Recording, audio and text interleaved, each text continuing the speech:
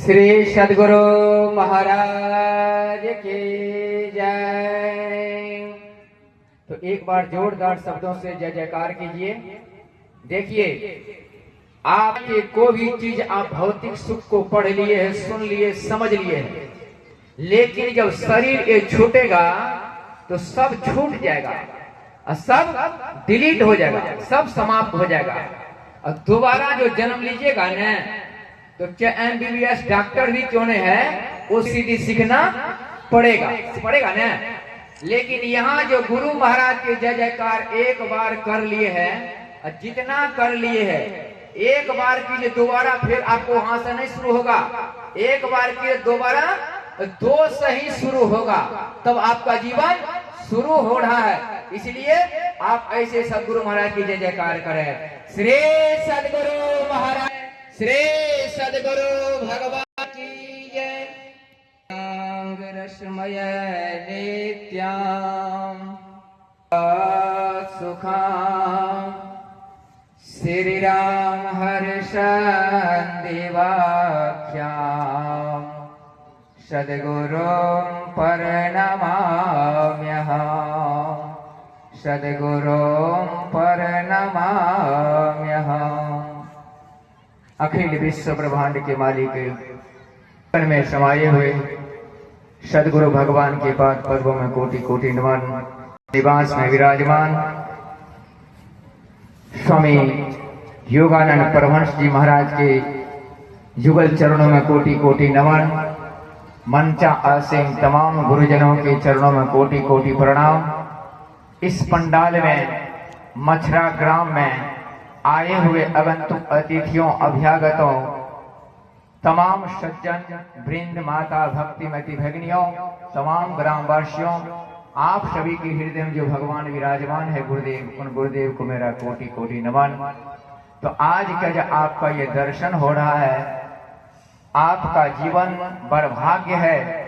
कहा जाता है यदि संतों के नाम सुन रहे आप तो आपका पाप समाप्त हो रहा है। तो बोले कैसे? जैसे आपको बाबा लोग शास्त्र सुनाते, किसी का निंदा करते हैं तो उनका पाप आता है ना कि नहीं आता है? पाप आता रामायण में लिखा हुआ अनुशास्त्र में।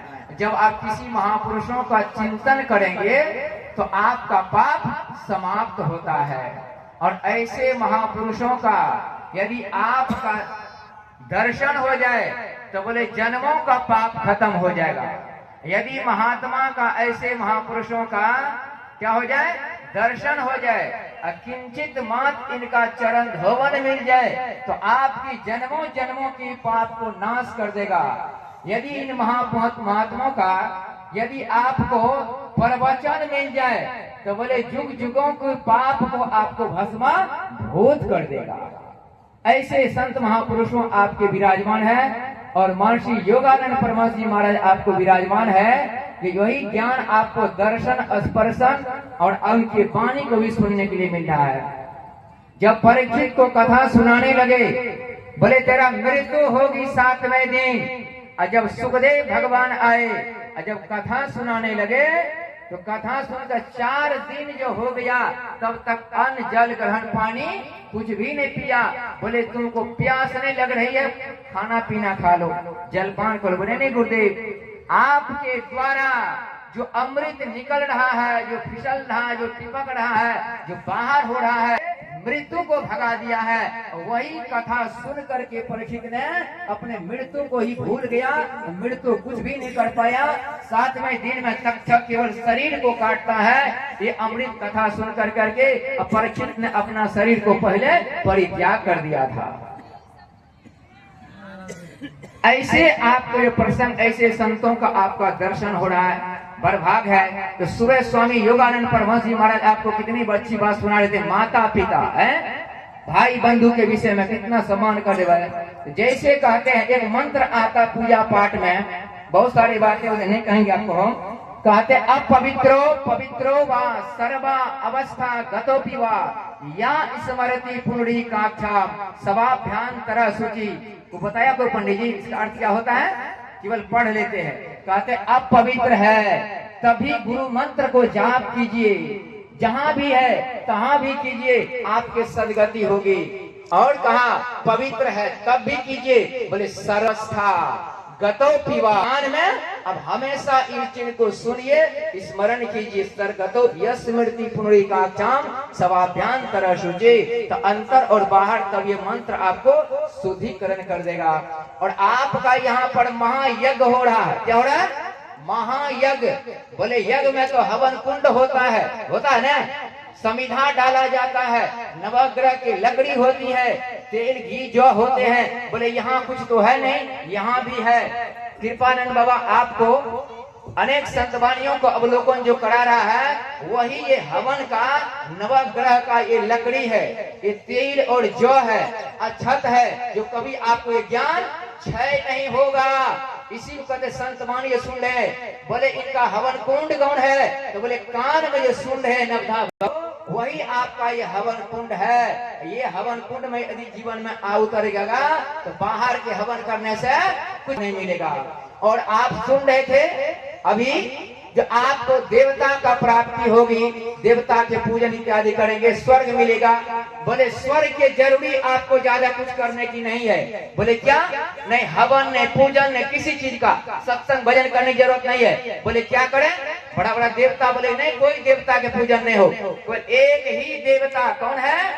बोले एक आदमी आज जो दीक्षा ले लिया है, आपका तन मन धन से किसी को आपने दीक्षा दिला दिए हैं, तो आपका स्वर्ग कन्फर्म हो गया, कुछ करने की जरूरत नहीं है। तो सबरी के विषय में हम लोग सुन रहे थे। अब स्वामी योगानंद जी परमहंस कराते हैं कि मातृ पितृ है। वेद के पहले कर्मकांड के मंत्र आता है मातृ ओम मातृ पितृ चरणा कमले भ्यो नमः। पहले किसका नाम लिया? माता के नाम लिया। भागवत महापुराण में माता के नाम आते, हे जीवात्मा पश्यम भद्रम ते मातरम पितरम जते। माता के नाम पहले आया और पिता के नाम बाद में आया। इसलिए चलता फिरता आपकी माता पिता ससुर, वेद भगवान कहते आपकी माता पिता ही भगवान है। मातृ पितृ चरणा कमले भ्यो नमः। फिर कहता इष्ट देवता, पहले कहते वाणी हिरग्रभ्याम नमः। वाणी ऐसा बोलिए मन का आपा खोर। ज्यादा हम नहीं बोलेंगे। तो कहा ये आपको हम एक्सप्रेस में नहीं प्लेन में कथा सुना रहे।